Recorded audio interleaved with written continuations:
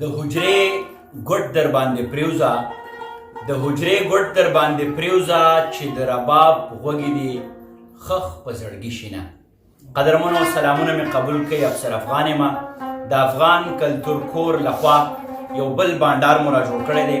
په دغه بانډار کې را سره د هنر د فکر ملګري ځوانان فکرونه او د دې ترڅنګه د علم یاران را سره ناست دي. وقار زمونږ ډېر تکړه ملګری هغه د دغه بانډار کوربه دی. ابوبکر زمونږ هغه یار دی چې په موږ یې تودې تودې کاوې وڅښلي، د ممپلو لوی لوی تالي راته ایښي دي. او د دې ترڅنګه د سندرو د ګلبڼ رباب نواز سعد حیدر زمونږ د دغه لړۍ پوخ ملګری دی.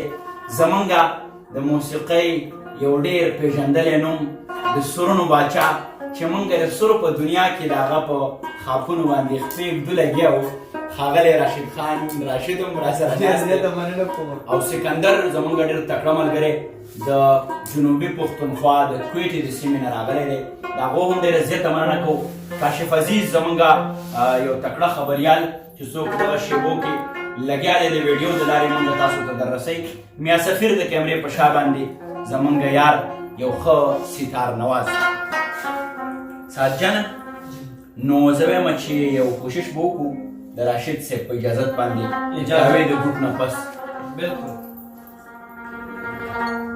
ورېږه ښه د کاوې پاڼه مې په خوله کې پاڼه ډېره نه کمه. کلام د جیر سالار صاحب ویلی شوی دی او خالد صاحب زموږ ډېر تکړه مشر دی. هغه ویلی ډېر مخکې مې اورېدی زما ډېر خوښ دی. لږ کلاسیکل ټچ دی پکې راشد صاحب خو کوشش کوي. کلاسیکل مو خوښ دی جي ارشاد. ستاسو اجازت دی؟ بلکل اجازت دی.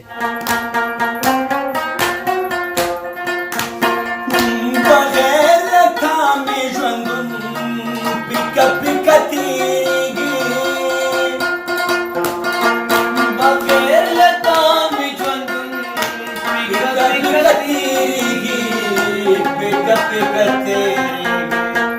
مسافرو خوړې کور ته راځه جانانه، مسافرو خوړې کور ته راځه جانانه. تا یادوم جانانه ما یادوه جانانه، تا یادوم جانانه ما یادوه جانانه. زما په زړه کې اوسه زما ښایسته جانانه، زما په زړه کې اوسه.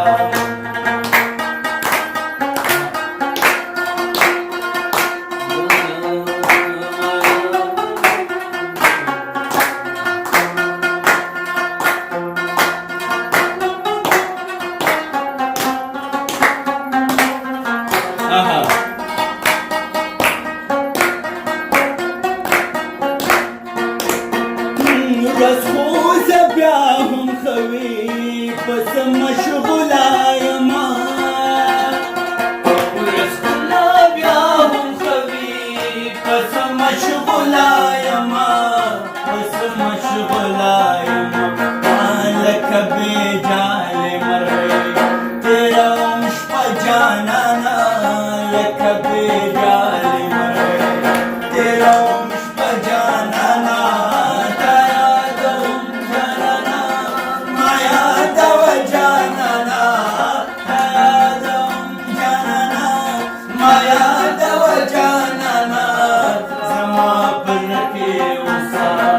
زما ښایسته جانانه زما په زړه کې اوسه.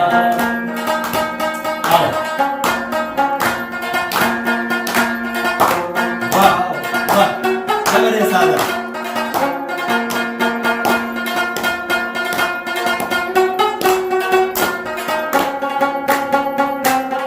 بندر ته شعر ډالۍ وي.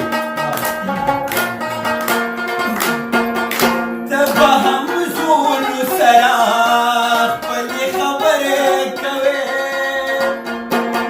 ته به هم زولو سره خپلې خبرې کوې، خپلې خبرې کوې.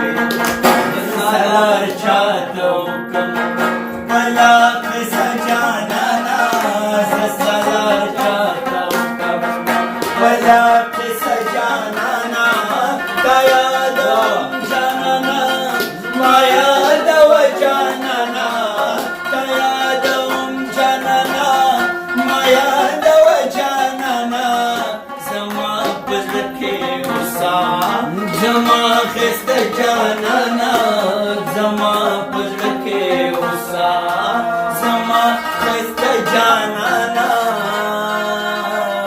زما پزړه واو واو